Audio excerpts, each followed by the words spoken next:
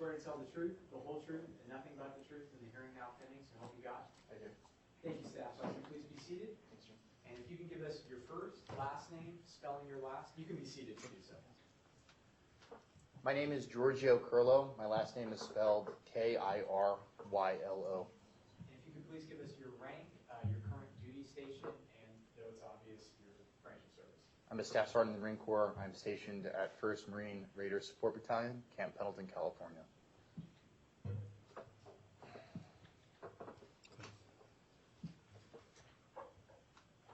Good afternoon, Staff Sergeant. Good afternoon, sir. Could you please tell the jury a little bit more about your background? When did you first enlist? I enlisted in 2005. I was born in Jackson, New Jersey, grew up in New Jersey. I was in high school when September 11th took place. There was a lot of phone calls to the front office that day. A lot of kids getting news about family members. That was the day that defined my purpose, and I realized I was going to join the Marine Corps. I enlisted, and there was a while before I could ship to boot camp, so I enlisted when I was 18, and I got to boot camp right after I turned 19. My first duty station after A school in Pensacola was the Center for Naval Intelligence in Dam Neck, Virginia. I then transitioned out to 1MEF, 1st Radio Battalion, where I immediately deployed in support of an intelligence gathering effort in Jordan in 2008. I then deployed to the 13th MU in 2009, where we were witness to the piracy crisis in the Straits. I returned 3 months after that. I was deployed to Afghanistan, so 3 months off from my MU to Afghanistan, OEF 10.1, where I supported 3-4 and 1-2 in their RIP in Nowzad. The transition to Musa Qala, to northern Musa Qala, Panda Ridge operation, clearance operations in Karamandir, and formed PB Griffin. From there, I went to the Farah province.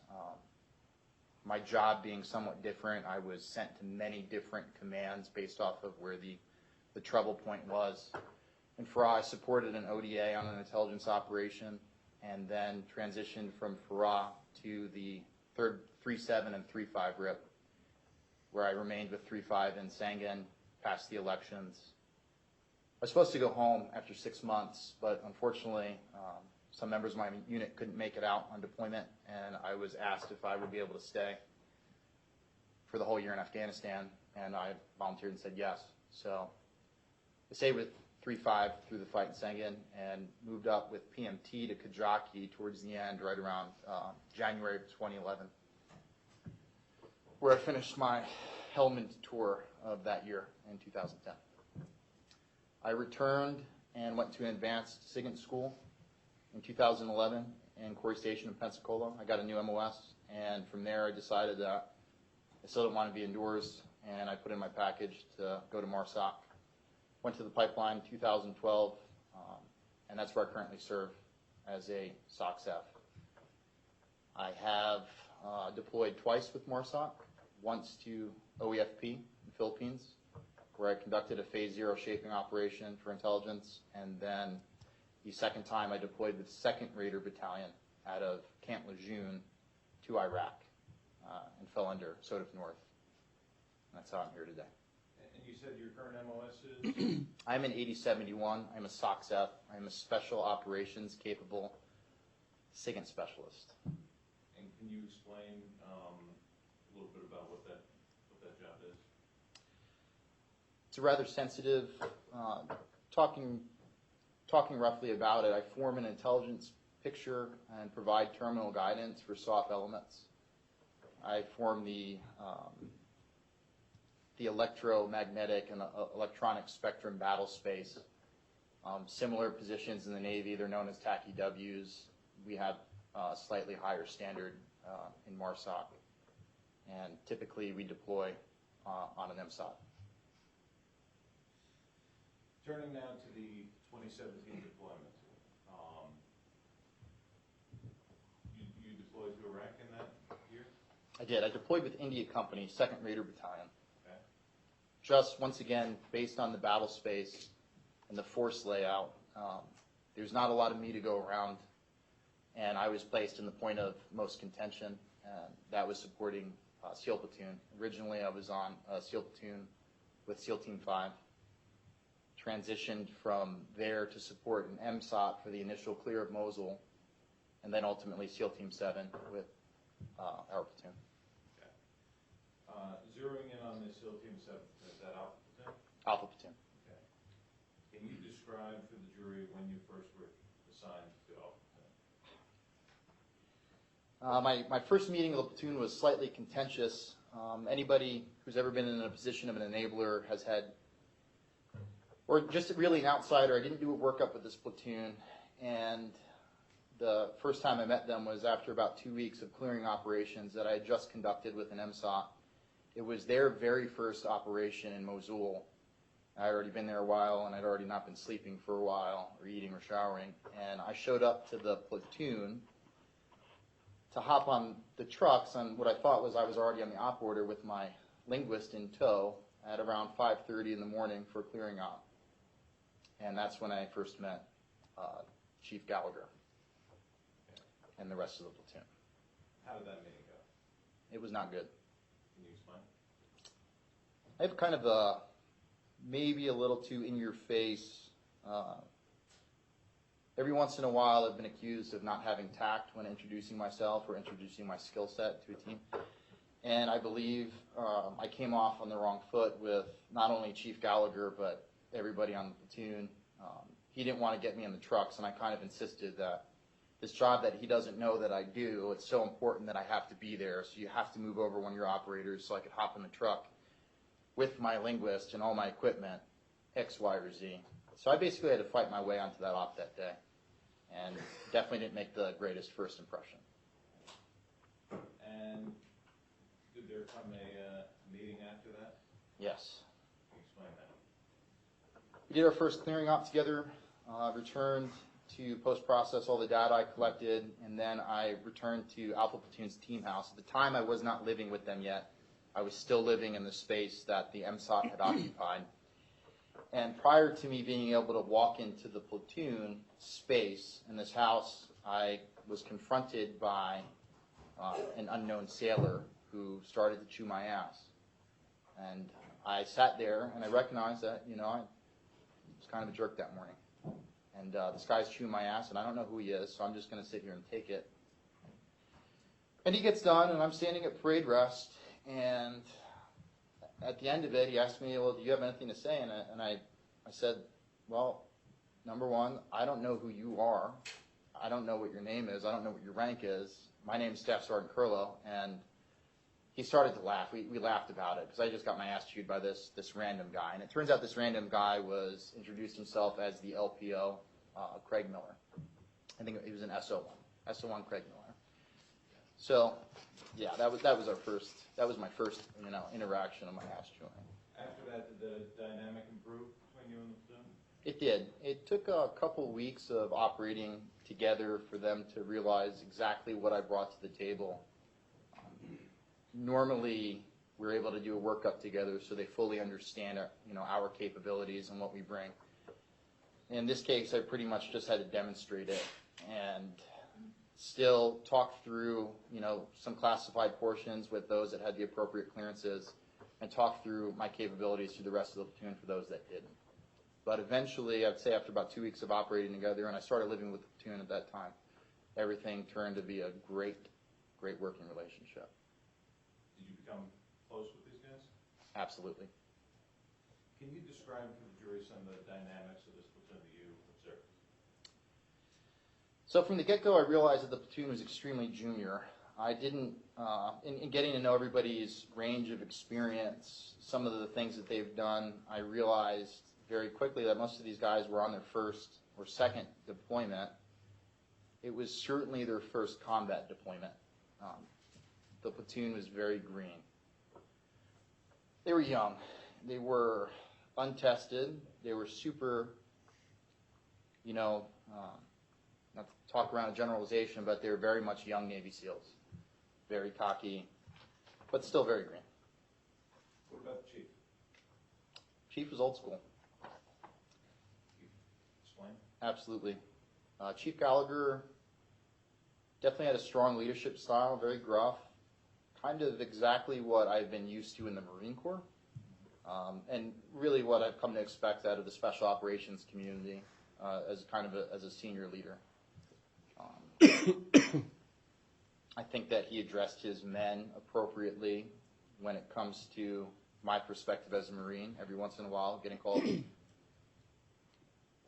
Every once in a while, I'm used to getting called, "Hey, you're being a shithead," or "Come over here," and so on and so forth. So that's the way he treated the platoon, and his expertise was on display as well. Can you describe for the jury the kind of operation you guys were doing? Like, what was going on in Mosul at that time? AAA. Advise, accompany, and assist partner nation force in the clearance of Mosul. I was forming and attempting to form the SOTF's intelligence picture through signals intelligence, supporting the team with their force protection and INW. We were doing direct targeting of ISIS based off of targets of opportunity, whether we observed them, whether our internal UAS, the Puma, observed them, whether or not we got an intel tipper from another source, or it was generated from myself and my linguist. Okay. And was this a kinetic environment? This was an extremely kinetic environment, but not in the traditional sense of what we define as combat. It was an incredibly target-rich environment, but it wasn't the day in and day out gunfight that we used to get into in Afghanistan. How was the up-tempo? Very high. Can you explain? Chief Gallagher, Lieutenant Portier were extremely outspoken within the SOTF to getting us work and pressing the fight to the enemy. Pressing the fight to the enemy as best we could. While we weren't closing with, we were getting ourselves in the best position both to support ERD, our Iraqi counterparts, when they were moving, and also when they weren't moving, just kind of trying to press the fight as best we could from another vantage point on the battlefield. I would say that the op tempo was the highest of any soft maneuver element in SOTF North or Iraq at the time.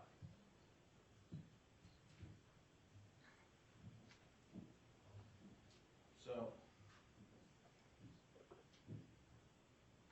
going back to the dynamics of the platoon that you observed, were there any problems? There was. Explain. There was this general undercurrent that existed with the E6 and below, of which I was a part of this group. And anybody who's ever been in a group of men who has to work for another group of men, you occasionally disagree with your leadership. So there's gripes and complaints. There's a bitch circle that exists in every single group of military men, no matter who it is, no matter how much they like their leader, no how much they disagree with them. So the general undercurrent in the platoon was that from the beginning, Eddie's a rock star, and then all of a sudden, after a few months of us doing these AAA missions, not doing DAs, not doing halves, not doing gaffs, the op tempo being high, but not a lot of work being shared across the platoon, these guys started to look for reasons that Gallagher was just being a shitbird, if you will. And before I dive back in that, you said a couple of acronyms there, HAFs and GAFs. Helicopter Assault Force and Ground Assault Force. So traditionally we're dropped off at a compound. We run up and shoot everybody on the inside, if they're bad. So you said that to develop a certain impression of Chief Gallagher. They did. Can you explain? So we would get these care packages sent out from an organization that would send, an American Legion associated organization that would send care packages forward. We would all go through them. Originally, a lot of the complaints stemmed that Eddie was going through the care packages and taking things before anybody else in the platoon could get to them. I didn't observe that. I observed the gripe circle, and I was definitely a member of it. I never tried to squash it. I didn't feel like it was my place, kind of being an outsider, regardless of my experience. Did you ever see him actually taking anything? Absolutely not. Did it become almost like a joke that anytime something goes missing? Yeah. It was actually the punchline of a joke. Eddie must have taken it. The platoon was gonna put him on missing gear statements. Could you explain, for example, Craig Miller's sunglasses? So the accusation was levied by Petty Officer Miller that Objection, hearsay. Response? Not for the truth of the matter, certainly not for the truth of the matter, more the fact that it was said the effect on the listener and how it built up to his observations.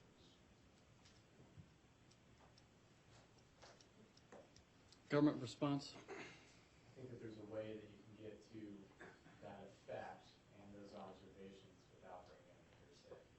The objection is overruled. You may proceed.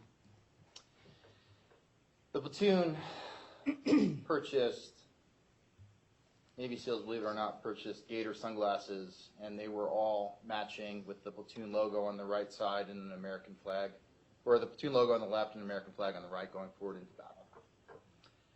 Each member of the platoon purchased a pair of sunglasses that was identical, and we wore them on operations. There was an accusation levied that Chief Gallagher had stolen a pair of sunglasses from Petty Officer Miller. About a few days after this taking place, there's a couple ops in between here and there. I walk into his room, and I am saying small talk, trying to get dip from somebody. He lived with Dalton and DeLay. And he moves his rack aside, and we both hear something slide against the wall and hit the ground. And he bends over, and he looks, and he picks up his sunglasses that he had misplaced. Yet he had said that Chief Gallagher had stolen them. So I watched him, and he kind of had like a funny look on his face, and we all like looked at each other because at this time he was very much friends with these guys, and we all thought it was very funny. I want to shift a little bit. Did you hear them complain about tactics? Yes, they complained often. Can you explain that? I came from obviously a background not as a grunt, but somebody that has extensively supported grunts and extensively supported sniper operations. Normally in filling under the cover of darkness, at any compromise, whether it's a dog barking, an Afghan coming into a field, and just getting that feeling that we're compromised, we would boogie out. Our operations were conducted during the middle of the day under direct observation, often by ISIS spotters. And many of us in the platoon complained about some of the very aggressive, kind of in-your-face tactics as not being tactically sound for conducting urban sniper operations. Now, eventually, my impressions of those operations changed. Can you explain how it changed and why? The SOTF had imposed, or it's really it was really a rule that came from the CJOC, that there was this 1,000-meter invisible line that we were not allowed to cross in regards to the forward line of troops, and then on the other side the flat. So at any one point in time, we were forward line of enemy troops. So there was a buffer between there was a buffer there, sometimes a block, sometimes a major highway network. So in terms of being 1,000 meters, we'd be 1,200 at times away from ISIS. The danger level of direct fire engagements, we would get shot at fairly often, but the fire wasn't effective when we could just walk downstairs. I soon realized that we were doing things aggressively in order to draw ISIS out. Originally, I was under the mindset that that's not what it wasn't a sound tactic. Right. And I was a part of all of those gripe circles. Did the rest of the platoon realize that there was purpose behind this? I do not believe that they ever did. Did you have hot washes at the end of every operation at the platoon level? Really, only only in the beginning. Typically, every unit that I've been a part of post-operation, even for a logistics convoy, we would do a hot wash. In MARSOC, we always do a hot wash after every op, even in training. Things that we could improve upon, things that we did well. The platoon originally started doing this, and eventually it fell off. I would say after about a month, we would get home and everybody would go to the winds. All right, I want to focus in on the operations you would do relative to snipers. Okay. Okay. Can you explain how those work? Like who picked the OPs? How did that happen? Eddie was the tactical lead. He would pick all the OPs. He did that in coordination with a couple of the other snipers, but he was the final say when it comes to the selection of those OPs. And those OPs, by the way, had to get, in essence, approved by the SODIF. We had to be allowed to go to where we wanted to go. But Eddie was definitely the tactical lead in the platoon.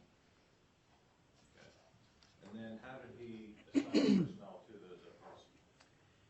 He actually, in something that I recognized later that I'll take on further in my career, he did a very good job of rotating every member of the platoon through all of the positions in the platoon. So at any one day, there would be a school-trained sniper in an OP and a new guy in an OP that's never touched a sniper rifle in his life. And Eddie would rotate all of his new guys through different OPs. Everyone became proficient the way that he would do this rotation. If you weren't in a sniper OP, you were in a mortar, or you would be manning a Crows, or assisting with the Puma, or shooting a Switchblade, or shooting a Javelin, or Carl G. So there was a definite rotation. The mainstays were the school-trained snipers were often included in every single operation when they were actually in Mosul. Now, what were you doing during these operations, to the extent that you can describe?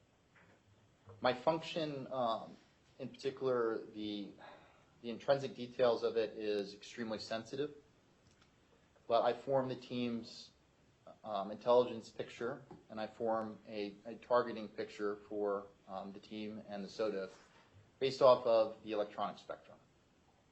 Now, is that something you do from behind some type of a talk or something, or you do it out in the field? Absolutely not. I have to have proximity to the enemy to do my job. Okay. So you're in the towers with them? I am. Okay. How often would you go out with the platoon? Every single op. How did the rest of the platoon cycle? Were they all going out every single op? No, they were not. Can you explain? The platoon was put on a blue-gold shift based off of the footprint of some of these OPs and the fact that we didn't need everybody in the platoon on every single op. Eddie would rotate half of the platoon back to our team house in Sheikh Khan, Iraq, which was a mansion, and it was a paradise, and everybody had a bed, air conditioning, would go on trips to Dahuk, and half the platoon would be in Mosul conducting operations. This was done on roughly a 2-week schedule for the majority of the deployment. Was there any, you said you went out on every op, right? Yes, sir. So did you get to do this blue gold rotation? No, sir. What color were you? Go. Okay. What about anybody else who was go? Yes, sir. Who? Lieutenant Portier, T.C. Byrne, and Eddie. Now, from your position there, and again, I don't want to get into anything we can't here, but were you able to share the information that you got with all the members of the platoon? At the appropriate classification level, based off of their clearance, yes. Can you explain? Not everybody in the platoon had a clearance appropriate to understand or for me to articulate to them the ins and outs of exactly how I do what I do. Sometimes even the precision of what I do is classified at the TSSCI level. Lieutenant Fortier had a TSSCI, and so did Chief Gallagher. So I was able to explain the intrinsics. For everyone else, I would just declassify it to that level, and everyone had that full information flow from me appropriately. Okay. But certain members of the platoon had more information than others? Absolutely. And can you explain an example? What kind of information are we talking about? Composition of, well, without getting into the classified realm, Well, let me ask you it a different way. When you dumb it down to an unclassed version, you put it out on the platoon net, right? I did. Okay, so if I'm an SO2 on the other end of the platoon net, what kind of thing would I hear from you, as an example? Hey, ISIS is going to be moving a shipment of ammo with 2 women. They're going to be moving under the bridge, and it sounds like it's happening right now. Okay. Now, you said women. Is that something that ISIS frequently did? All the time. And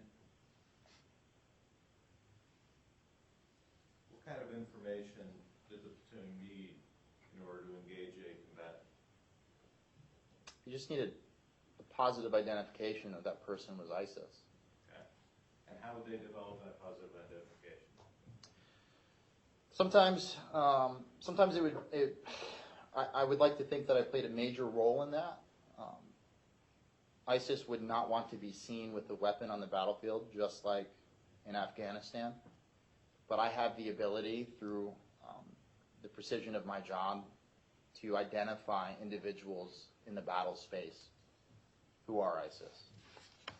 And would you pass that information to members of the platoon? I would, but in that unclassified speed. Right. And then they could use that to target those individuals, correct? Yes, sir. Did anybody in the platoon ever come back and ask you whether they had targeted somebody that they shouldn't have? Yes, sir. Can you explain? There were a few instances in the course of this deployment where there were snipers who had questioned whether or not they had killed a combatant or not. Most of the time, I believe it had come from my reporting, and times when I was certain, they would come to me and they'd say, "Hey, that chick that I shot today, was she actually ISIS?" And I was able to confirm it for them. And there was a couple of instances where members of the platoon came to me and asked me those questions. What about Eddie Gallagher? Not once. Did anybody come to you and ever say, "Hey, I saw Eddie shoot an old man today"? Was that legit? I mean, they would have. Did they? No. Action speculation. Sustained.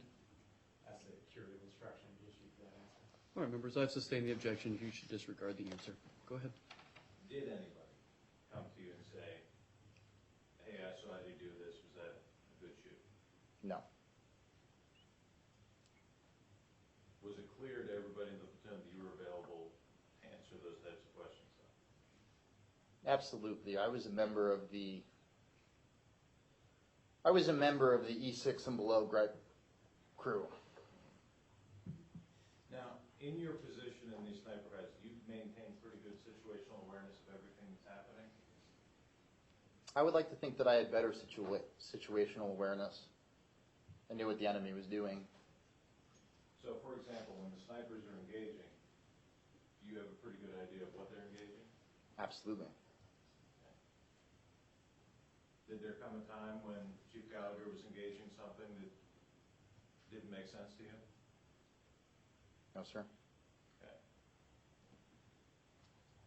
What happens when U.S. forces engage something that they shouldn't have in this particular battle? We confronted this issue with ISIS using a couple of bad drops and a couple of direct fire incidences that had nothing to do with us as a major propaganda chip in the war of the press. So ISIS would place mannequins on the roof of compounds where they would stuff women and children into the bottom of them. and we had an FMV signature of a guy standing on a roof with an AK-47, and we would drop a bomb on it, and we would inadvertently kill 50 or 60 women. And they were very good at this. And there was one particular instance that is very, very, very fresh in my mind, where we shot a smoke mission to protect civilians who were trying to flee the Mosul hospital. And ISIS used the smoke coming down and the burning fragments as a propaganda chip that we were shooting white phosphorus into civilians. And they were machine gunning civilians in the street, and this was sitting on them. So they were very good with their propaganda game.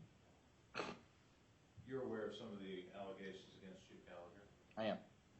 Did you ever see any of those things? Absolutely not.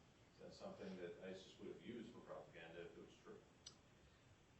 Anything that we would have done that would have harmed a civilian, regardless of who it was on the platoon, would have been used against us. You spoke earlier about women, that ISIS was using women. Extensively. Were they also dressing up as women? Yes, they were. Did any other members of this platoon, did any members of this platoon kill women on this deployment? Yes, I believe the majority of the platoon did. I want to turn your attention to May 3rd. You remember that day? I do. What were you doing on that day? Can I talk about May 2nd first? Yes, please. Sure. Part of my duties in performing my job and doing the intelligence soak of the battlefield is preparing targets for the SOTF as well as my platoon. The night before and the days preceding our clearing operations, I prepared basically an overview of what the major ISIS C2 was in the area, composition of fighters, like the who's who in the SIGINT world of who we were going to kill and who would be trying to kill us. And I developed some pre-planned targets, really for ease of use for targeting. If we go out the next day and I get indications that this target's active, I already have all the intel built on it that we could just drop it before they kill us. So the night of May 2nd, I had given the mortar line, which was being run by Petty Officer Miller, Lieutenant Portier, Arrington, and the SOTF, 6 pre-planned targets for the next day, the most important to me being ISIS command and control. I'm sorry. Go out on the op on May 3rd. We set up in position in this, it was an abandoned administration building or factory or one or the other. Most of Mosul was blown out, but it was a very large structure. And I am placed in a truck in the rightmost of the battlefield, observing the battlefield with Crow system, my linguist, and my SIGINT equipment. For this particular operation, where I was sufficient for me to collect on to electronically monitor the enemy, as well as man a position. Okay. The morning was a great morning for the platoon. Our partner force started the clear, and ISIS was coming out of the woodwork in a shooting gallery that stretched uphill into Mosul. ISIS had to retreat uphill, and we were able to cut a lot of them down with our Crows at range. Crow's the 50 cal, or the system it's an automated machine gun we control like a video game. So good morning all around. Lots of 50 cal from the platoon fired into groups of ISIS that were firing on us. Around this time, I get intelligence indicating that the battlefield commander is trying to work his troops. I get That's the enemy battlefield. the enemy battlefield commander. I get a geolocation to a pre-planned target. I inform Lieutenant Portier that I have PID, that this guy is actively directing ISIS forces, not only against our partner force, but knew that we were there.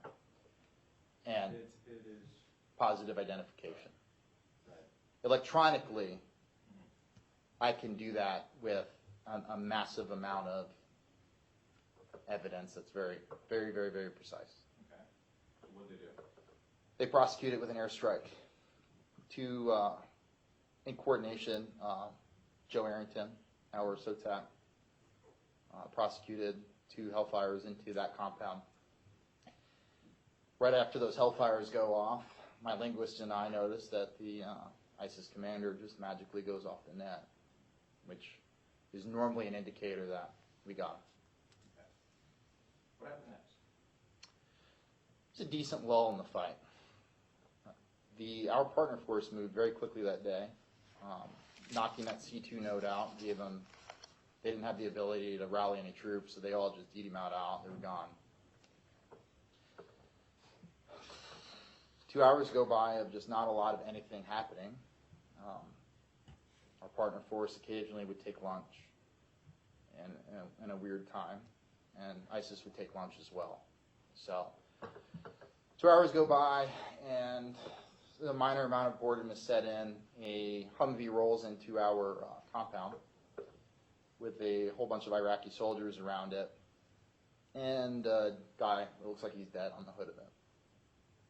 They're running up. I got my linguist outside. I think we're smoking a cigarette, and they're running up, and I'm like, what is he saying? They say, oh, this is the ISIS guy from your guys' airstrike. This guy's from the airstrike. So this is the first live ISIS member from our battlefield that our platoon had seen. The only one that they'd seen in this entire deployment. Comes rolling in on the hood of this Humvee. When you say only one you've seen, meaning seen up close, right? From our battlefield. Okay. They've seen detainees up close, but that wasn't from our airstrike, our platoon's fight that day. So what did you do? I took my linguist over to the truck to do a small amount of tactical questioning on this guy, just to really make sure that there wasn't anything that was going to harm my team or the ERD further. What did you ask him? I asked him his name. I asked him how old he was. He said he was 17. I don't remember his name. I asked him if he was a member of ISIS, and he said he was a member of the Furqan Brigade. Okay. I asked him who his battlefield commander was and who the guys were that he was fighting with. And he said that he was fighting with 6 guys and that they were all dead. And that his commander, and I forget his name, was dead as well. At this point in time, me and my linguist look at each other, and we, give each other a high five, because this was the fruits of our platoon's labor, and that was our confirmation that, that not only was that airstrike good, like, that killed that C2. So. So what did you do?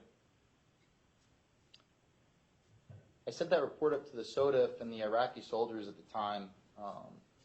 They grab him off the Humvee, and they pull him off to the other side of it. Did you back off at this point? I did. I walked my linguist back to the truck to get him back on the cans. And just to be clear, when you say linguist, is that just like an interpreter? It's not.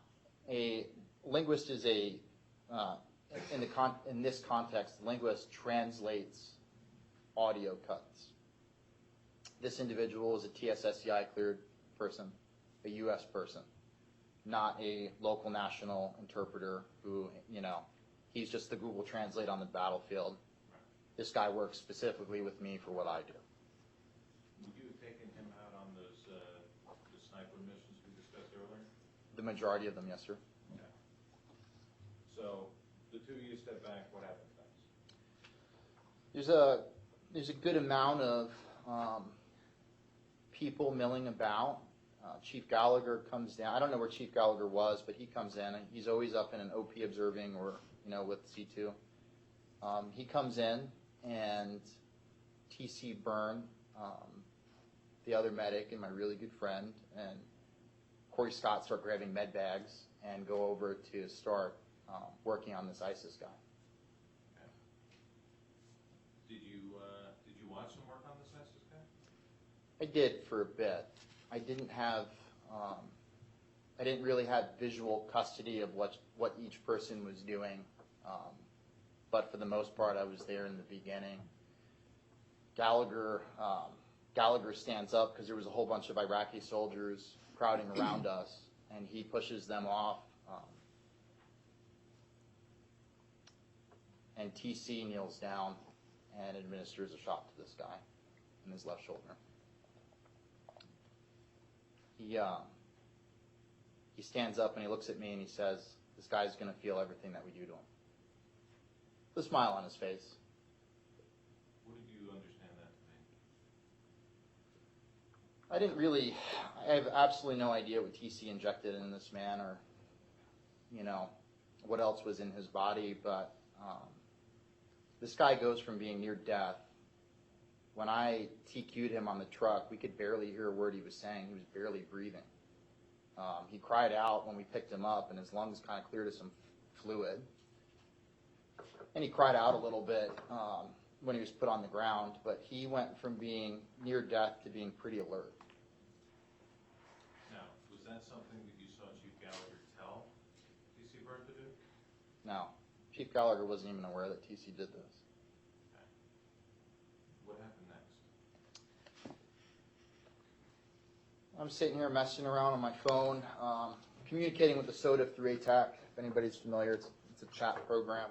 And TC and Gallagher are working on getting this Craig started on this guy. They're having some trouble with it. Villanueva is called over. I do not recall who called him over, but Villanueva is called over to assist. In my peripheral, Miller's there chomping down on some food. Petty Officer Miller's milling about. And then he wanders off. And Corey Scott's there. What did you see next? Villanueva assists and places a chest tube in this guy's left side. And I'm in between the truck and all the Iraqi soldiers and whatever reporting's coming. And then it becomes pretty apparent that whatever these guys are trying to save this guy's life, it's just not working. He's dying. He's out. And everybody stands up. And about that time, somebody starts hammering partner force from a structure that was a blown-out hotel. And they're taking all sorts of, I'm pretty sure ISIS was starting a counterattack. So everybody kind of rushed to go man their positions again. When this is all happening, is General Voss around? He is. Did he then move off once they started taking fire? Yeah, he's a larger-than-life dude on the battlefield, but he's sitting here on the phone on two radios, and Arabic's coming across both of them at the same time. But Now, is everybody, you say everybody moves to respond to the changing situation. yes, What happens to the guy, the terrorist? he's dead. What did you do? Well, this is the fruits of my labor on the ground. I was left at my truck. Everybody had moved to the OP, and I decided to take a cool guy trophy photo with my dead ISIS fighter. Sorry. Did you do that right after everybody left, or was there a break and some of them came back? People were milling about. Okay. Who took the picture? Arrington, Would you recognize that picture if I showed it to you today? I would. Your Honor, this is, I would like to show the witness what has been pre-marked as defendant's golf. Golf, you may. identification.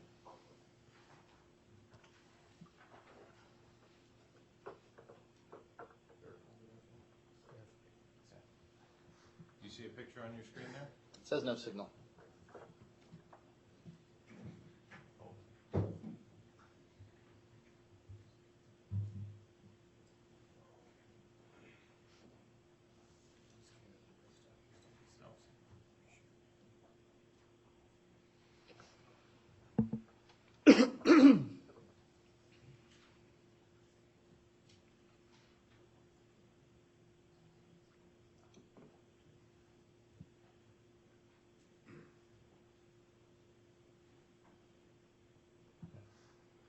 How about now? That is me. Okay. Is this the picture you were just talking about? It is. This is us a picture of fair and accurate representation of what was happening on that day? Absolutely. I actually went and retrieved my helmet to take my cool guy photo because I was wearing a ball cap for the majority of the morning, and I lifted this guy up, took a couple photos with him. And who took this photo? Harrington did. Your Honor, at this time, I would like defendant's golf admitted into evidence and the words for identification revoked. Government objection? No, Your Honor. Without objection, defense exhibit Gulf for identification is admitted evidence. The words for identification will be stricken. You may proceed. Respectfully request permission to publish to the jury. You may. Is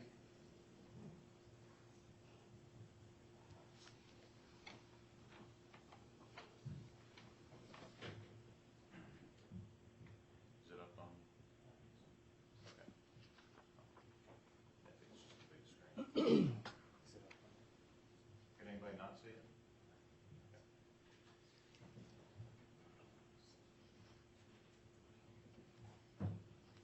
Did anybody else take photos at this time?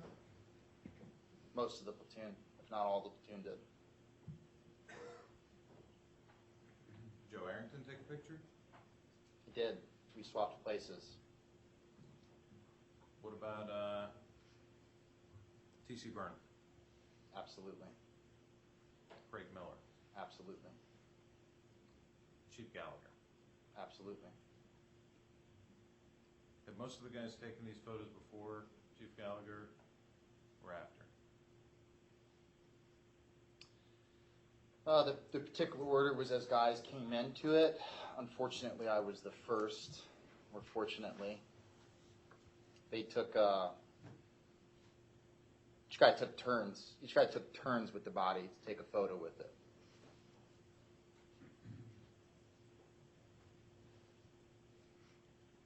Was there a group photo taken as well? There was. Hold on just a second. Is this still up in front of the members? I took it down. Okay, thank you. I don't know what's wrong with the big screen. Do you want it on the break screen? We can take a break to make sure that happens. I'm just going to guess that the people sitting behind me probably want it on the big screen. No, But, I'm not as concerned about that. I mean, the important people have seen it.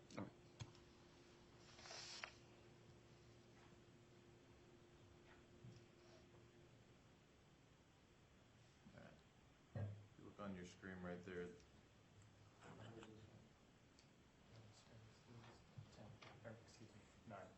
I put prosecution exhibit 9 on the screen in front of you. Do you recognize that?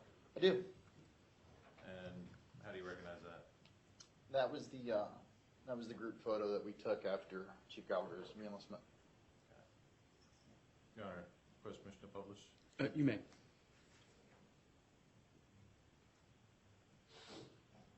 Why did the whole platoon? Hold on just a second. Let me make sure. Is there any member who does not have prosecution exhibit 9 on their screen at this time? That's a negative response from all members. Sorry, defense, go ahead. Why did all of these members of the platoon get in this photo? Objection calls for speculation. Sustained? Why did you get in this photo? This was a good day. This was a great effort from the entire platoon. This was our unofficial war trophy that just like some of our grandfathers took in fighting the Japanese in World War II, just like some of our dads took in Vietnam. This was a platoon effort that everybody was elated and happy about. Everyone in that picture? Absolutely. Craig Miller? Craig Miller. Was anybody talking about how this is actually Eddie Gallagher's knife kill? Not a single person. The actual argument was I more responsible for the death of this man, Arrington, or the helicopter pilot? Was General LaBasse taking credit for it too? As I find out later, yes. Now, I want to go to another photo that's already in evidence, if you don't mind. All right, this is prosecution exhibit 8. I apologize for not remembering the numbers. Your Honor, may I publish prosecution exhibit A to the jury? You may.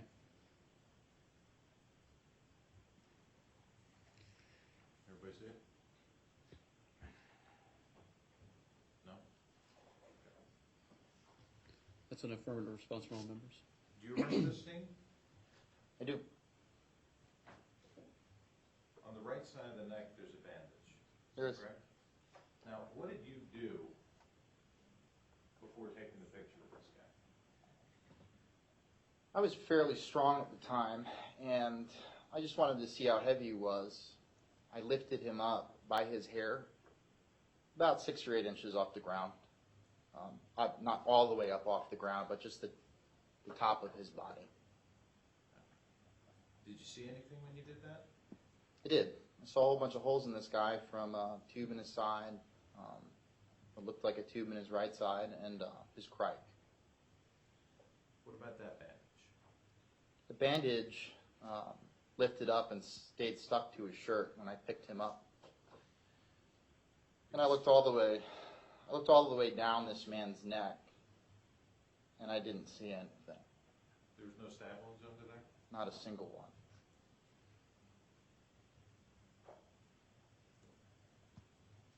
When was the first time you heard anybody talk about Chief Gallagher having stabbed this prisoner? It was after he was arrested. It's a long time later, a year and a half later, isn't it? It is.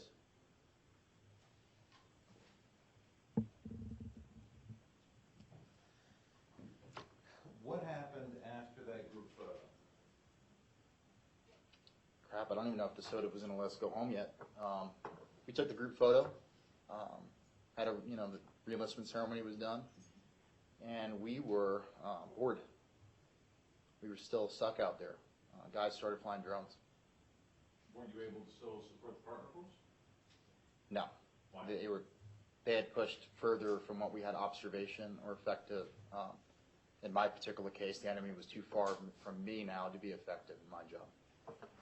So, could you move forward, continue to assist, No, we were not allowed from the soda. or just go home? We weren't allowed to go home. So you're just stuck there? We're stuck there. And what'd you guys do? Well, we started flying drones, dipping, drinking chai with the Iraqis. Miller and DeLay were with TC. Everybody's kind of like getting a turn on the drone and how to fly it. Anyone appear upset? Absolutely not. What was the feeling of the group at that time? The feeling that was we did a good day's work, but it's time to go home. Did there come a time when you did go home? Yes. About how long after? I do not recall, but it was probably like an hour later. Okay. And where did you go when you say home? Back to Badouche. It was the SOTA North Forward. And once you got back to Badouche, what happened? I have a plethora of data that I have to disseminate to the greater intelligence community at this point in time. I typed up a quick little spot rep about the TQ that I did, confirming that strike that we prosecuted against that C2 guy was successful, and we could basically cross him off of our link analysis. He's dead. And then I went to the gym. Okay. What happened after you finished up at the gym? Well, first of all, did you go alone? No, I went with TC Byrne, Okay. my roommate. And what happened after you got back from the gym? We're actually in the middle of working out, and we needed some water, and walked into the layout of our compound was there was 2 houses. Half the platoon split these 2 houses. I lived in one half with TC Byrne, Corey Pullman, Eddie McNeil, and Portier. And then the rest of the platoon lived in the other house. It just so happens we had the kitchen in our house. TC and I are working out, and we're going to get water, and we observe the door open, and the platoon is having a platoon meeting without TC and I. Did you walk in? And we walked in. What was the subject matter being discussed? I walk in to Petty Officer Miller is in front of the platoon, instructing the entire platoon to delete all of their trophy photos. And I'm shirtless, sweating, which I typically was in Iraq, unfortunately for anybody that was there. TC's sweating, we're kind of out of breath, and we're like, number one, why weren't we invited to this platoon meeting? And then number two, Miller says there were crimes if we had these photos. He was talking about killing the ISIS guy was a war crime, or having the photos a war crime? Our trophy photos. Just the photos? Just the photos. Was there any discussion of how he died? Absolutely not. Was there any discussion of get rid of evidence of Eddie stabbing somebody? Absolutely not. Was there any indication that anything had even happened to this guy illegal? Absolutely not. Did other guys delete those photos, to your knowledge? Yes. Did you? I did not. Clearly not. Do you know if anybody else still has their photos? If you know. Objection calls for hearsay or speculation. Well, it depends on the answer, so I'll overrule the objection. But you should testify only from personal knowledge, not from what other people may have told you. Do you understand? Yes, sir. I am not aware, although I will say that Arrington and I said it was bullshit, and I very publicly said that it was bullshit. When you say very publicly, can you explain? Miller said war crime about photos, and from my previous experience in being in an actual war, I knew that taking a photo with a dead body was not a war crime. And that's what I told everybody else. Objection, it's a legal conclusion, I just asked for a jury instruction. Sustained. You should disregard that answer from the witness. You voiced your disagreement without getting into the specifics. I did. Okay. Now, how was the rest of the deployment? Did you remain without him for the remainder of the deployment first? I remained with them till the end of the Battle of Mosul, which for all intents and purposes was the end of the deployment. I was on a separate deployment rotation from them, so I rotated home with India Company, 2nd Raider Battalion, India Company, and I believe I returned like 3 weeks or a month earlier. Okay. After you returned, did you maintain contact with the other members of the platoon? Yes, I was very close friends with the majority of them. Eddie Gallagher? Absolutely not. Why? I wasn't friends with them. Was this an E6 to Chiefs issue, or? I didn't particularly like Eddie on deployment. I was very close with T.C. Byrne, McNeil, Corey Pullman, a couple of the EOD techs, a couple of the other SEALs. We would go out very often. We'd go on trips together. Went to Vegas with McCandless and a couple other guys in the deployment. So Eddie was the guy that took the Red Bull or screwed around with our care packages or called people pussy or coward. And he's old. And I'm in PV with all the young SEALs having fun. You said McNeil. McNeil, yes. Isn't he an officer? He is. He was continuing to socialize with all the enlisted guys after deployment? Absolutely. Now, during all of those time socializing, did you ever hear anybody talk about Eddie committed a crime? Depends if you say stealing a Red Bull's a crime. That's, He's been exonerated of that. okay. But aside from that, has anybody talked about Eddie shooting civilians? Never once. Eddie stabbed a detainee? Never once. You learned about this from the news, you said, right? I did.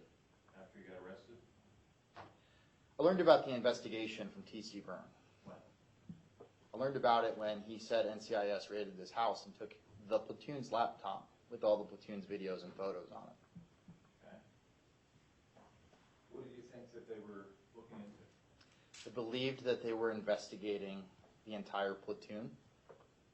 I believe they were investigating us for potentially some of these photos getting shared. In addition, depending on who was observing the treatment to that detainee that day, maybe the whole platoon would be looked at as if, something bad happened to this guy. Did you think anything bad had happened? Absolutely not.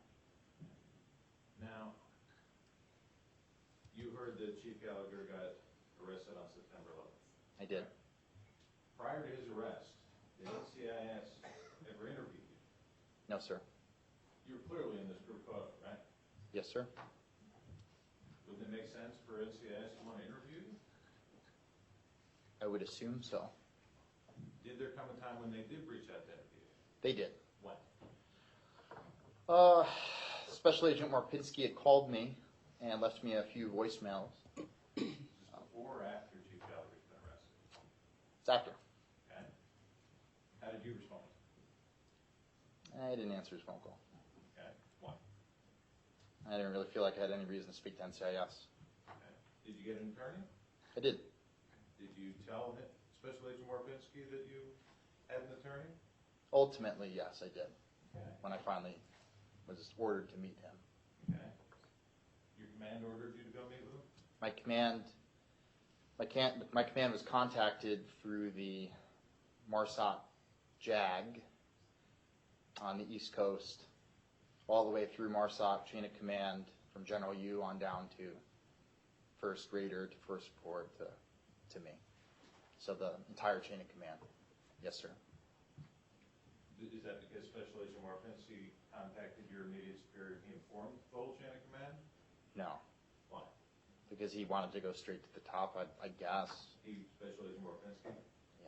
Special Agent Marpinski made sure that all of MARSOC knew who I was right away. Did you then go to NCIS? I did. I followed the order.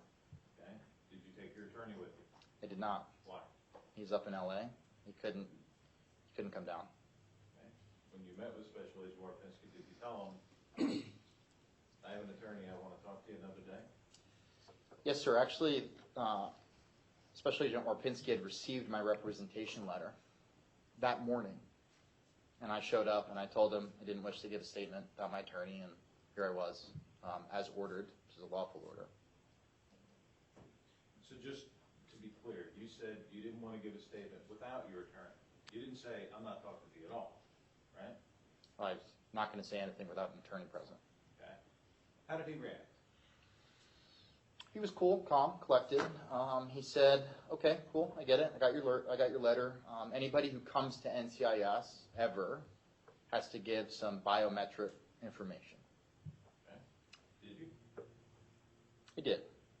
He pulled out this form and said that he just needed to get some basic information: my name, my date of birth, what unit I'm with, what my address was, and I recognize that I'm freely giving him this information. I am an intelligence professional. I recognize a little bit that this man's drawing information out of me, but it's all freely available information. He then asks me what my clearance was. Okay. And I said, I'm not going to disclose that, and we're done here. Like, that's it. At that point in time, you're interrogating me. Okay. How did he react? He went from being completely calm, cordial, normal, NCIS agent, to getting in my face, saying, "Fine, we could do this the hard way." He grabs my shoulder and pushes me into an interrogation room and slams the door shut. Did he push you hard? I had just gotten major shoulder reconstruction. It was my first day out of a sling, and he grabbed it and pushed me into that room. If he had done that to you normally, not with shoulder surgery, would it have caused an injury? It wouldn't have caused an injury. It definitely was out of place, but he sadly hurt me. Okay. What happened next? I kicked the door and I did the "Am I being detained?" speech. I was yelling, "Am I being detained?"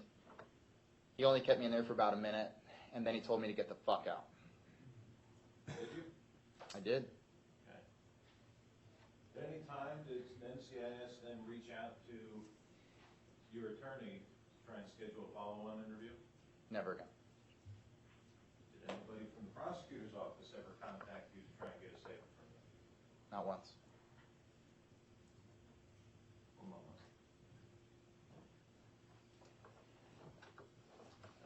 I have no further questions at this time. All right, members, let's take a short recess. Let's return to the deliberation room about 10 of the...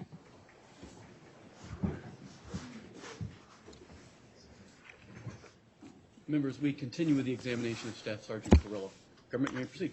Thank you, Your Honor. Good afternoon, Staff Sergeant. Thank you, sir. I want to start off with a few scatter points, and then I'll kind of hone in on some specifics. All right, Staff Sergeant? Okay.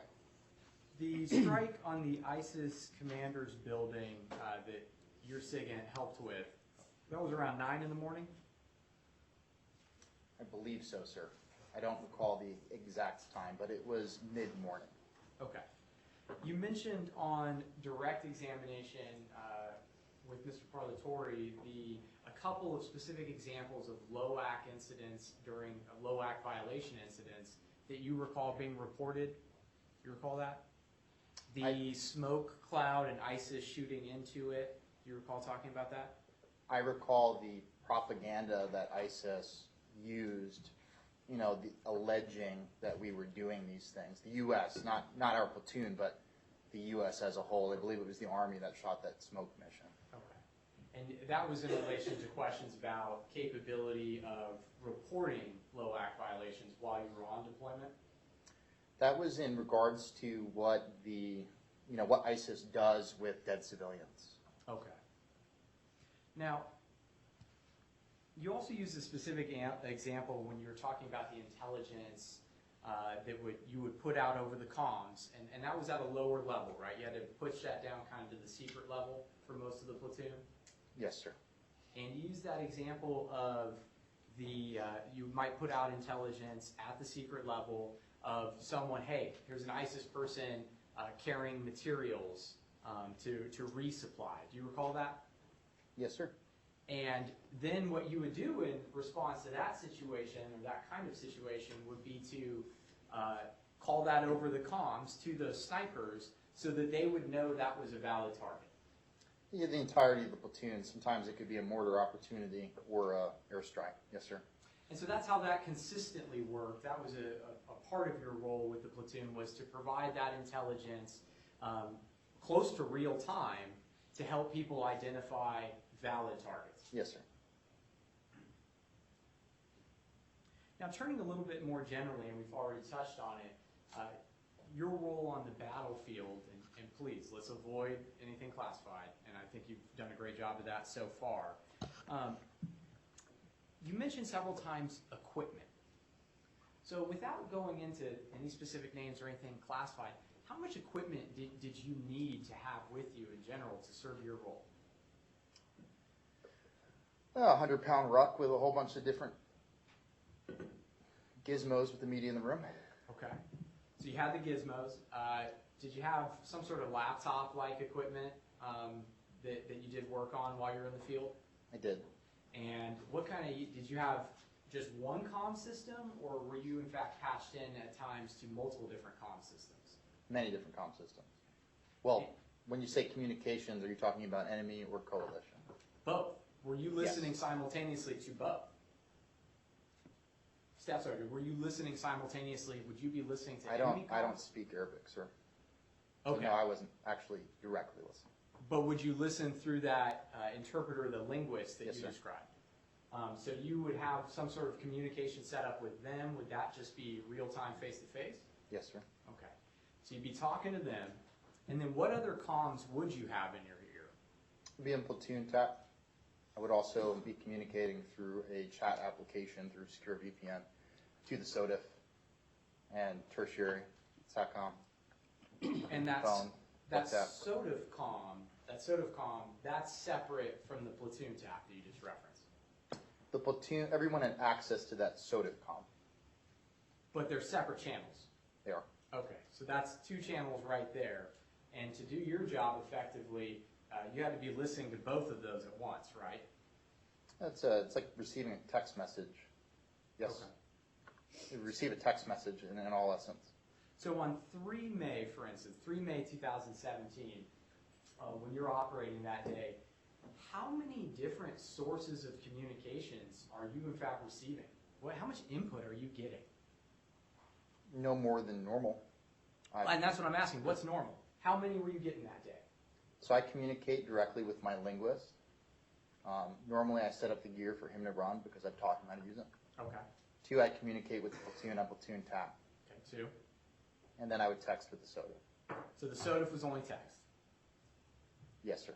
But just a while ago, you mentioned that that was also a separate radio comm as well, in addition to the platoon tap. So was it only text or was it both? No, it's a text, sir. It's a chat application. For lack of a better term, it's text. But it's a secure chat application that everyone had access to for battlefield tracking. And is that on the kind of laptop you're describing? No, sir. Okay, that's on something else. Now we have another piece of equipment as well that you had to have in that 100-pound ruck. No, it's just a phone, sir. Okay, it's on phone. Yes, So you sir. got a phone. But the platoon tap, that was a radio? Yes, sir. Okay. And then also the face-to-face with your linguist. Yes, sir. And then the laptop that you would occasionally have to use as well. The laptop controls the gear. Okay. Yes, sir. And it sounds like there's additional gear and gizmos in addition to what we've described so far. Yes, sir. And were you utilizing that additional gear and gizmos on 3 May 2017?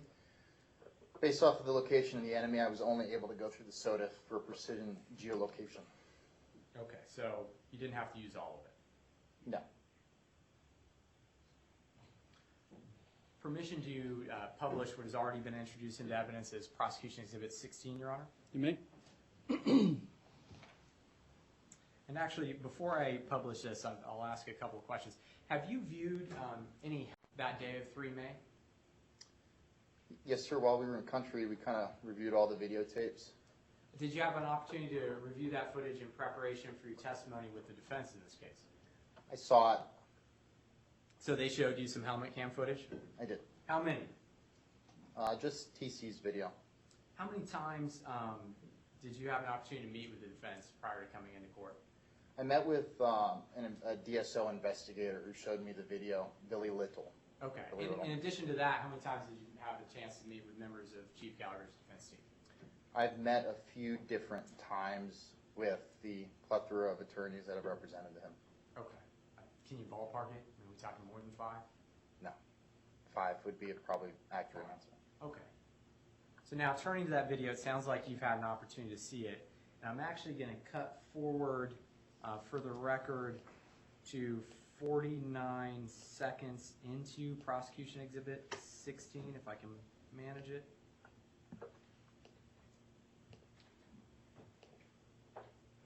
Oh, I see what we're doing.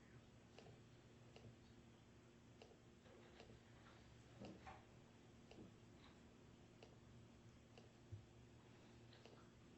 I'm going to start it at 47 seconds to be safe, Your Honor. Oh, and I'll need to hang up the phone. It doesn't look like it's on.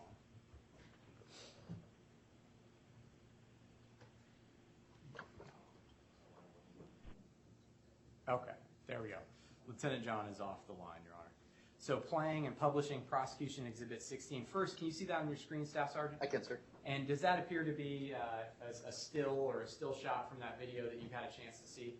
Yeah, it's me in the left corner. Okay. What, in the left corner, okay, on the very left edge of the screen? Yep, that's me. Thanks. So I'm playing Prosecution Exhibit 16 at 47 seconds. We don't seem to have any volume right now. Is it on the, is it muted? Where's it muted?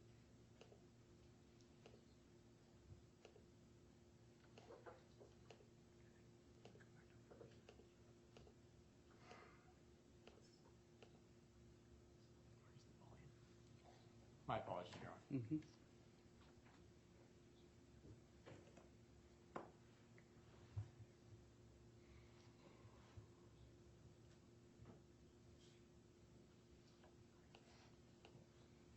Is it off up there?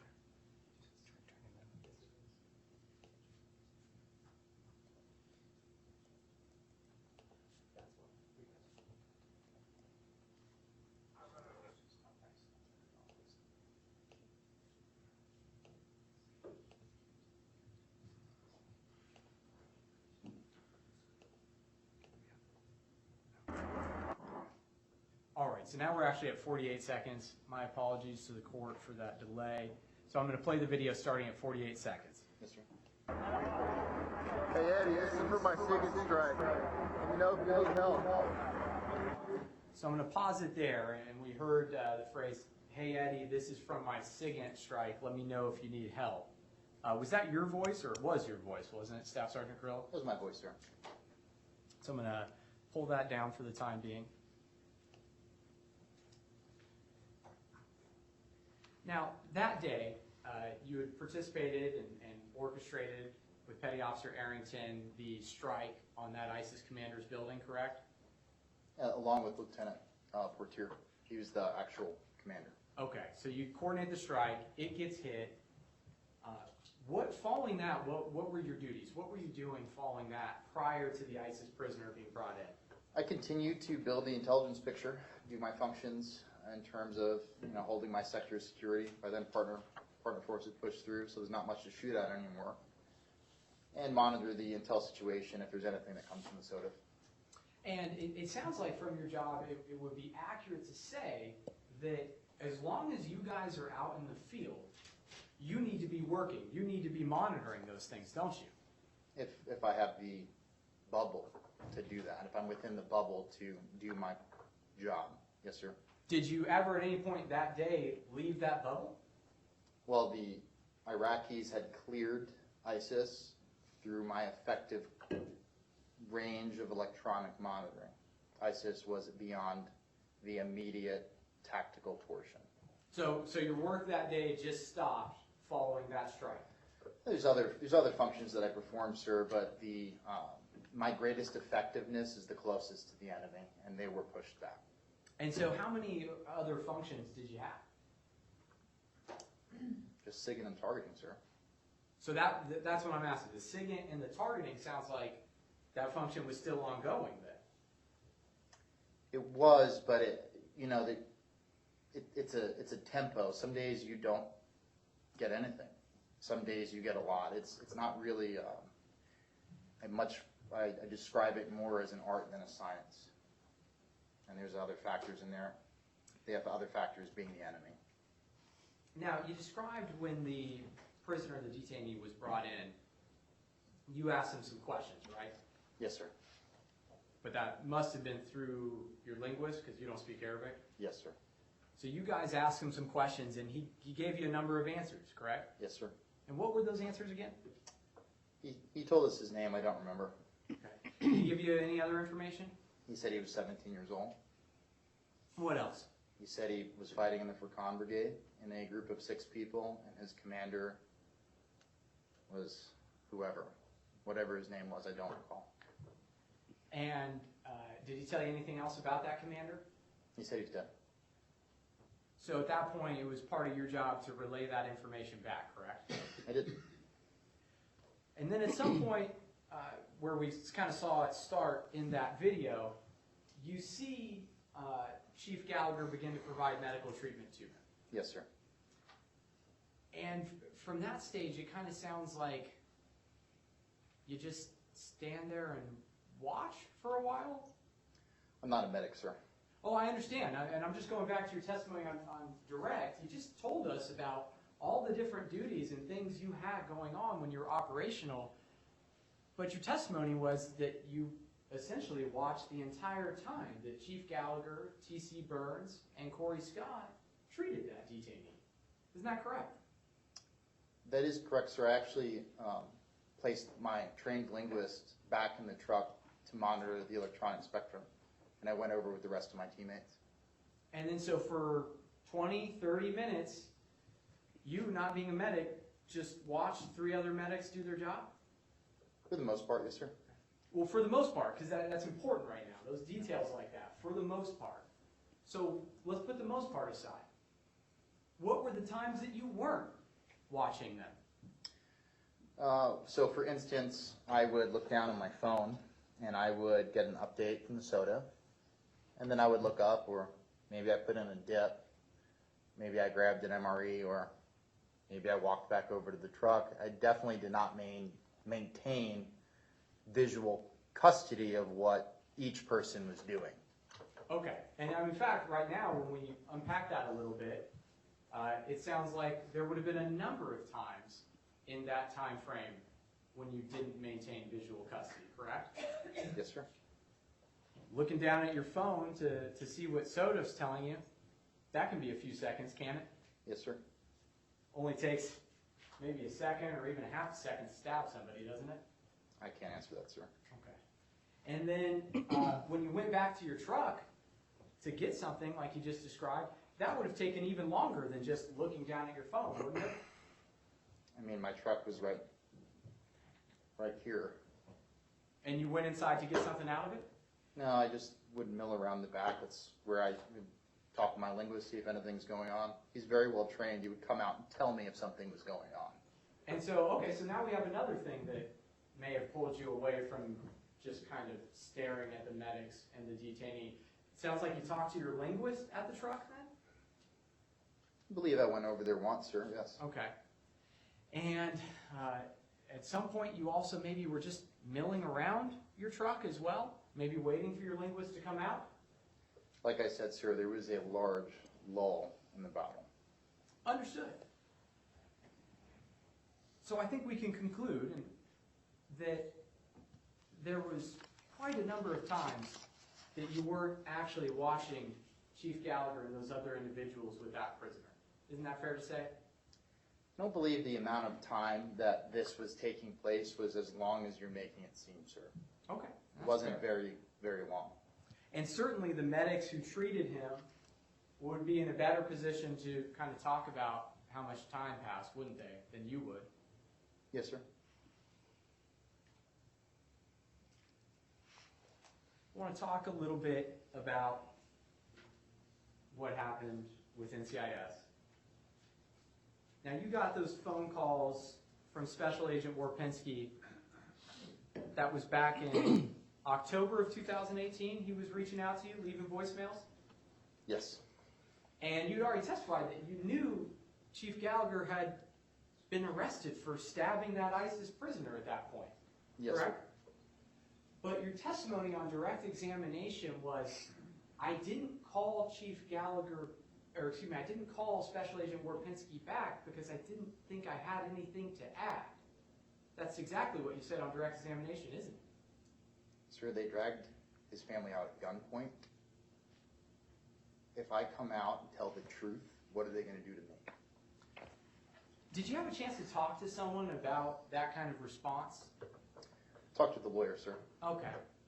And so, here you are, hearing news that your chief, during that deployment, Chief Gallagher, was arrested for murder. But you didn't want to call and just say, hey, I just happened to look under that bandage and I didn't see a single stab wound. That didn't occur to you? Sir, it occurred to me that an innocent man was arrested and I was afraid what was going to happen to me. But you didn't call. I did. You didn't ask your attorney to give a proffer what you could have told to exonerate Chief Gallagher, did you? Objection.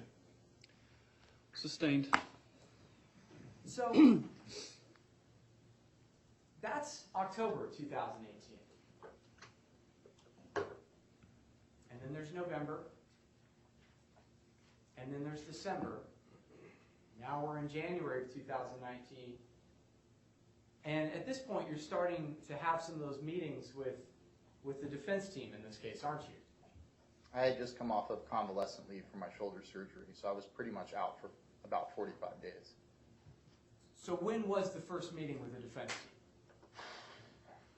I reached out to, I don't know what the exact date is, but I had reached out. You reached out to the defense team I did. and talked with them that, hey, you know what, instead of going to law enforcement with this, maybe the best thing to do would be to wait until we're on trial and just kind of try and spring my version of events as a surprise. Objection. That was the decision? Basis? Argumentative. Overruled. Sir, I've been doing this for 14 years. I'm sorry, it's just a yes or no, Staff Sergeant. Was that the decision? No, sir. Okay.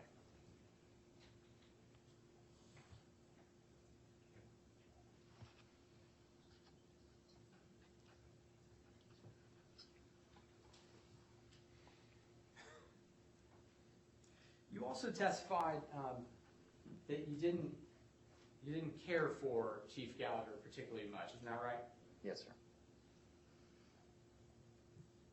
And so you didn't care for him so much that on multiple occasions from July of 2018, March of 2018, you and he would text back and forth after that deployment, wouldn't you? Very, very. We maybe exchanged 3 or 4 text messages. How you doing, buddy? You tried to arrange to meet up at least one time, didn't you? We had discussed getting a beer at Ballast Point because he left Sculpin. And that was for the person that you didn't particularly care for, you were arranging to get a beer with. Sure, we were in combat together.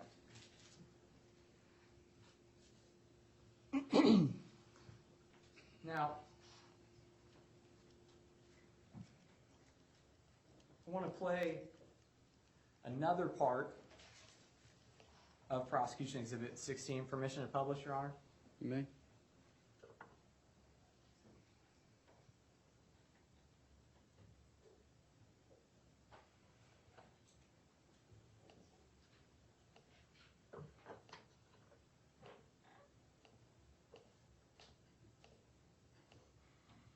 And I'm starting it at 36 seconds this time.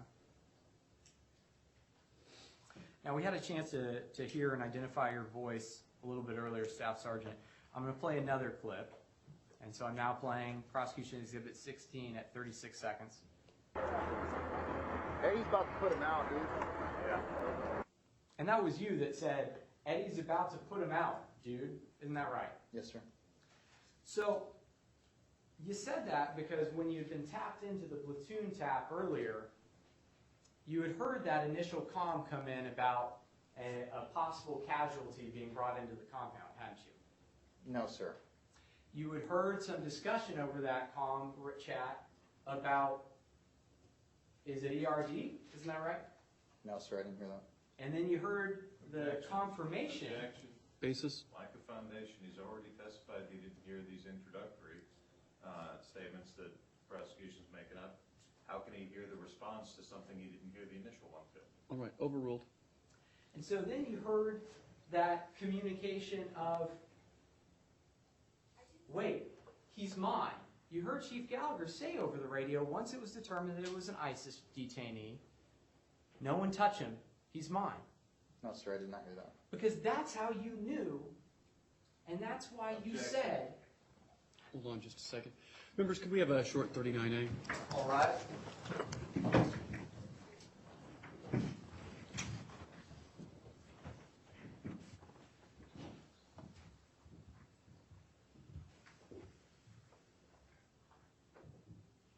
Everyone, please be seated. Mr. Mazzella, could I see you for a second?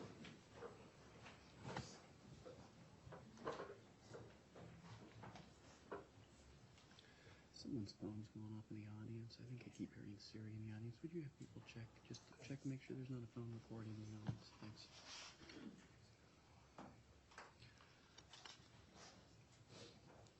All right, sorry. What's going on, defense?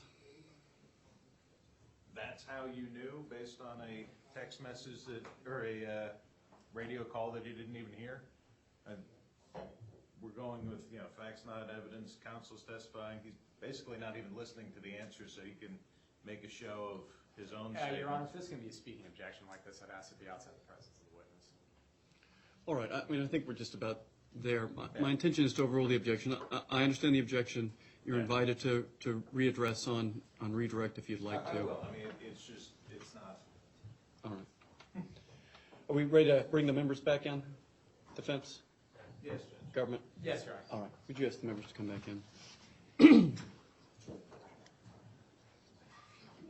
For the record, I've had somebody's phone going off in the audience, so I've asked security to check and make sure that we're clear of phones. Mr. Carrick is entitled to have his phone to assist with the defense, but no other persons are supposed to have phones in the gallery.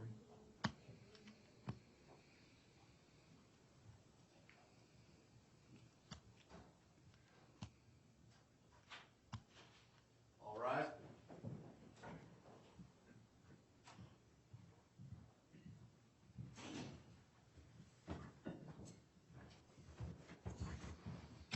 Everyone, please be seated.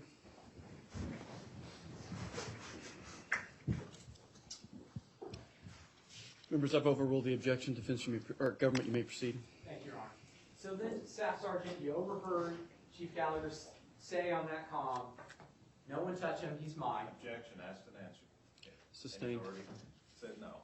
You testified you didn't hear that statement, but it was all those statements that you deny hearing. That's why you said Objection. Eddie's going to put him out. Objection. Basis? When did you stop beating your wife? It's based on all the statements you deny hearing that you decided to say this. All right. I'm going to overrule the objection. I would like you to ask the question and allow the witness to answer the question. You understand? Yes, Your Honor. All right. And that's why you said Eddie's going to put him out in that video. No, sir, that was my own statement. Now, I want to move forward a little bit after the detainee's dead. You talked about a decision to lift him up. Isn't that correct? Yes, sir. Why did you want to lift up that detainee at that point? Just wanted to see how heavy he was. So, because you were curious at how heavy that 17-year-old you had just chatted to was, you lifted him up with blood around his neck, and he's got all these tubes sticking out of him. That's at the point that you decided to lift him up? Sir, I had to reposition him in order to take my trophy photo with his head on my boot like he was a dead deer. So that's a different answer now, though, because before you said you wanted to lift him up. Basis? Counsel's testifying, mischaracterization. Overruled. Go ahead. Moments ago, you testified you lifted him up because you wanted to know how heavy he was, correct? Yes, sir. And then now you just testified, I wanted to lift him up so I could reposition him for my trophy photo. I moved him a few times in order to get the right photo. And it was in the course of moving him on one of those several occasions that he testified that the bandage on his neck flipped up. Is that right? Came forward, sir. Came forward. That's the bandage on his neck that was in fact sealed by a plastic halo seal, correct? Objection. It wasn't sealed, sir. Basis? Again, facts, not in evidence. If you look at the picture, it's clearly not so. Your Honor. Overruled. Continue. Thank you, Your Honor. So as you testimony know, it was not sealed by a halo seal.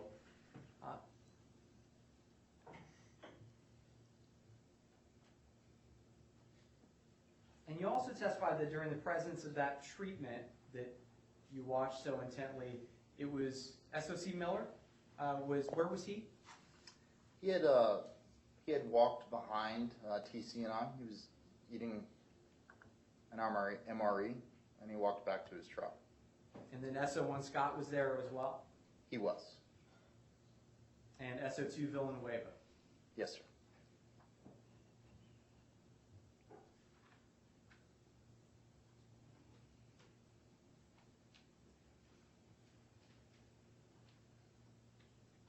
Just one moment, Your Honor.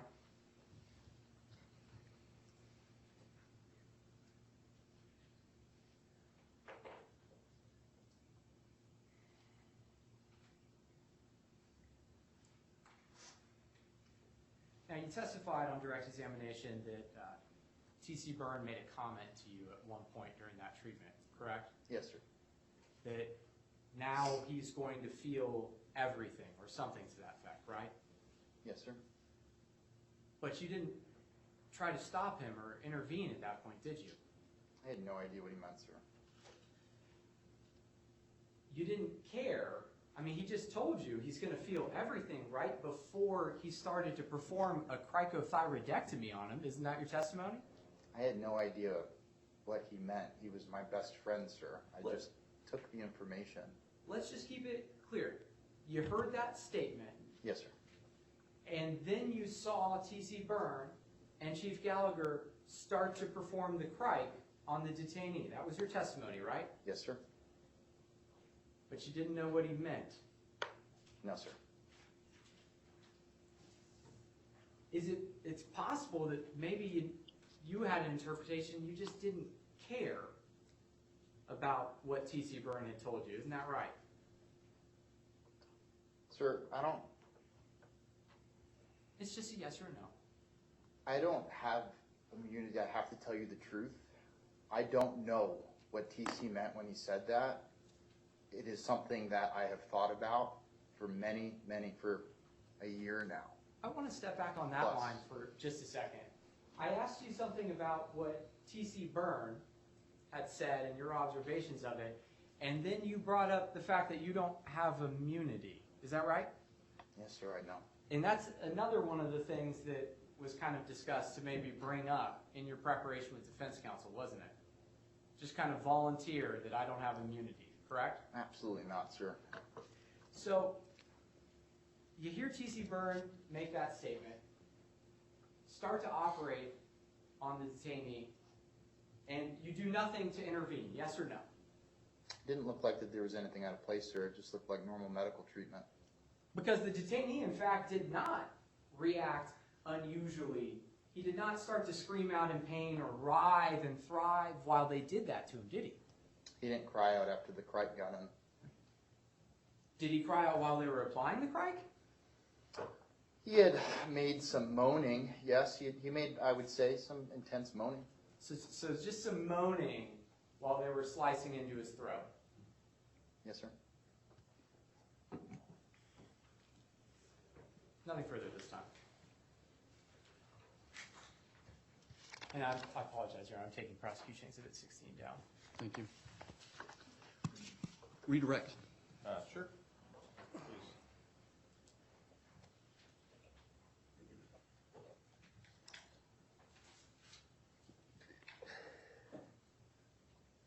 Staff Sergeant, you were just asked a whole bunch of questions about why you didn't proffer to the prosecutor. Is that right? I only learned what a proffer was after I read Lieutenant McNeil's. Okay. I never even heard it, the phrase. Now, throughout this process, you've heard a lot about NCIS in the prosecutor's office, haven't you? Yes, sir. Heard about prosecutorial misconduct? Yes, sir. Heard about manufacturing evidence to try and frame Eddie Gallagher? Objection. Absolutely. Let's go. No, he went into. Hey, why. hold on, everybody, please. All right. What's the basis of the objection? Outside the scope of cross-examination relevance.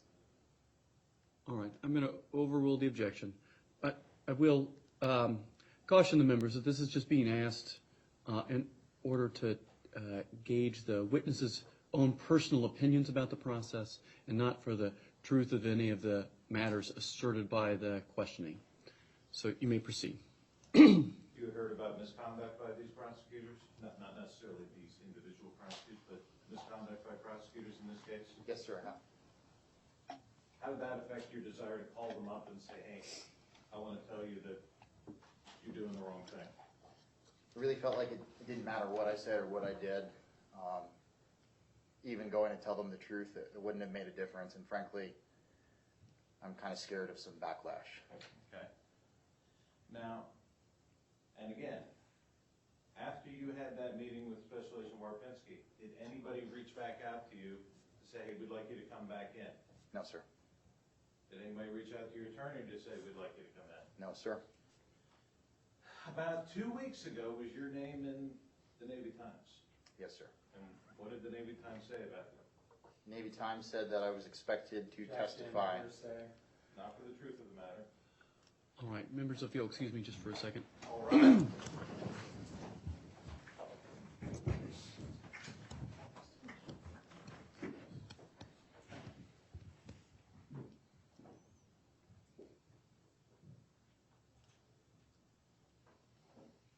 Everyone, please be seated. Staff Sergeant Kirylo, if you just step outside just for a second. Yes, sir.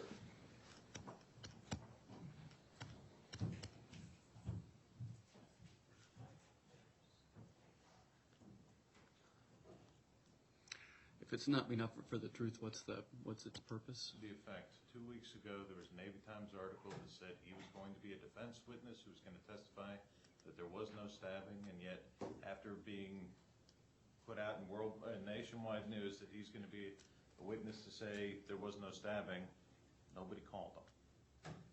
Nobody said, hey, can you come in? We have equal access to witnesses.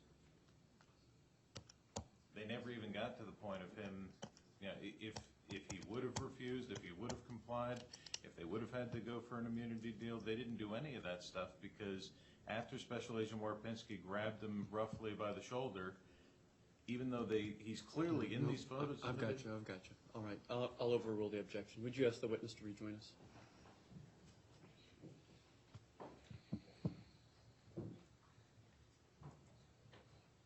Staff Sergeant Kirylo, if you'd please return to your place on the witness stand. Yes, sir. Are we ready to recall the members' defense? Defense, we ready to recall the Yes, members? Judge. Government? Yes, Your Honor.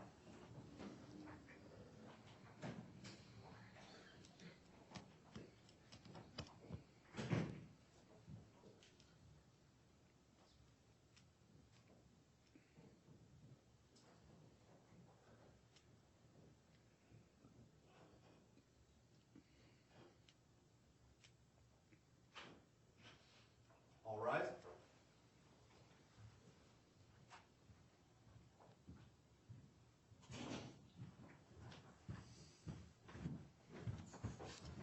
Everyone, please be seated.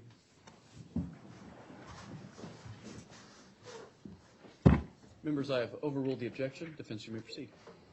What did the Navy Times say about you 2 weeks ago? The Navy Times promoted me to gunnery sergeant for one, which I appreciate, and published my full name as well as that I was a Raider, and said that I was going to be testifying on behalf of Chief Gallagher. Did it say what you were expected to testify to? The truth. Did it say specifically that you were expected to testify that Eddie Gallagher never stabbed this prisoner? Yes, sir. After that went out on nationwide, worldwide internet news, did anybody at this table call you up and say, hey, we'd like to talk to you? No, sir. Did anybody from NCIS call you up and say, hey, we hear you're going to be a witness to this, we'd like to talk to you?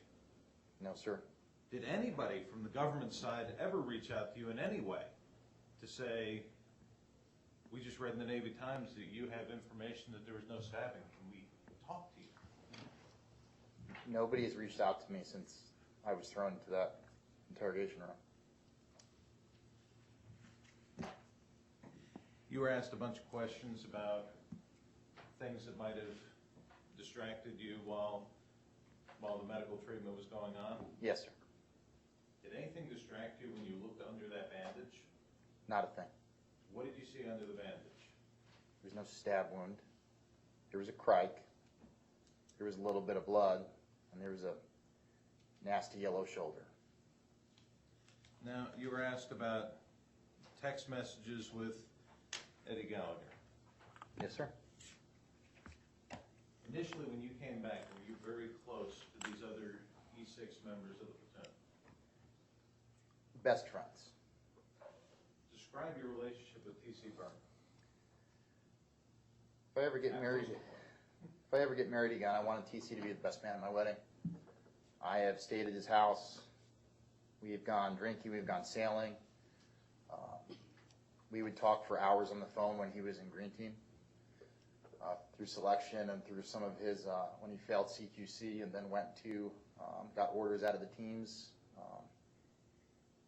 He told me about NCIS raiding his house and taking his laptop, the laptop with all of our photos on it. And he was my main conduit of information based when I thought the tune was getting investigated. But absolutely, an absolute brother. Is he still an absolute brother? Not once he started lying. What do you mean? He's lied to me About? about his conduct that day. Anything else? TC said he lost his sunglasses in the course of the treatment, and he went to go retrieve them. And he certainly did misplace his sunglasses that day, but it wasn't during the treatment of that dying ISIS fighter. What about the rest of the platoon? Are you still friends with all these other E6s? I have maintained contact with some of those who haven't lied to me and really haven't said anything. You still friends with Craig Miller? I know, Why? because he is a liar. No further questions. Cross? Yes, sir. When did you read Lieutenant McNeil's proffer? It's published in the Navy Times. What else have you had a chance to read? I remember the original reporting said I think Eddie chopped that dude's head off. What else? Not really that much.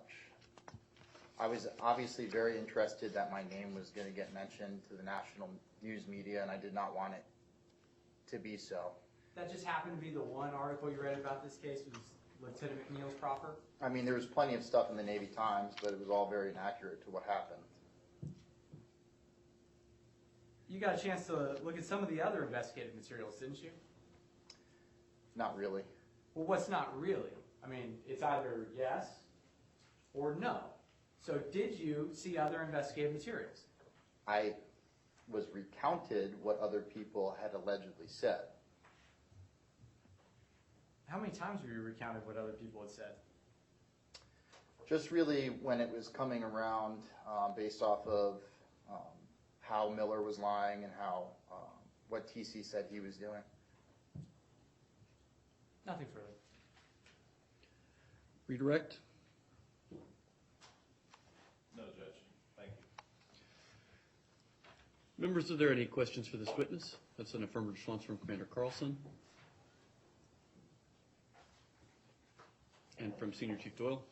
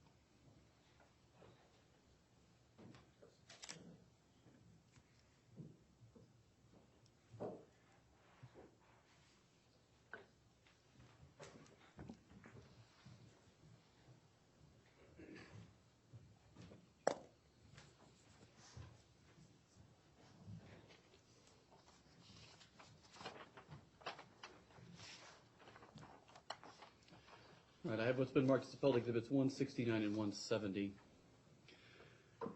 Staff Sergeant Kirylo, when did you read Lieutenant McNeil's proffer in Navy Times? I don't remember the exact date, sir, but certainly whenever around the time it was published. And when did you obtain an attorney? I obtained an attorney when the command was getting ready to, basically when MARSOC was contacted on the East Coast. Do you remember what month or year that was? December of last year. When you took the first pick with the ISIS fighter, was there blood on the ground near his head? Yes, there was.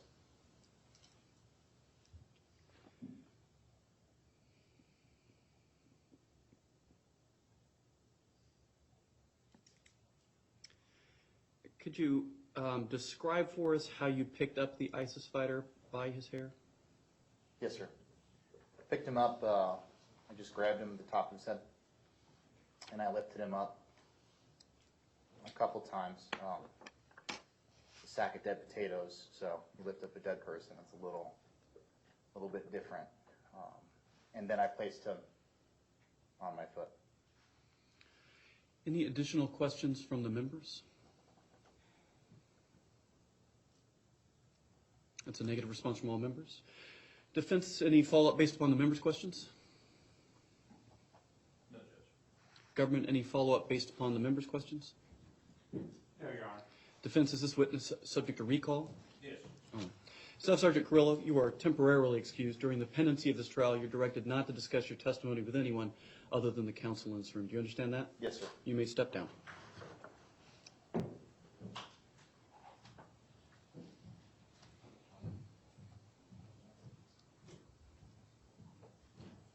Members, I think it's a good time for us to take a recess. So if you'd be back in your deliberations by 5 of the hour, I would appreciate it. All right.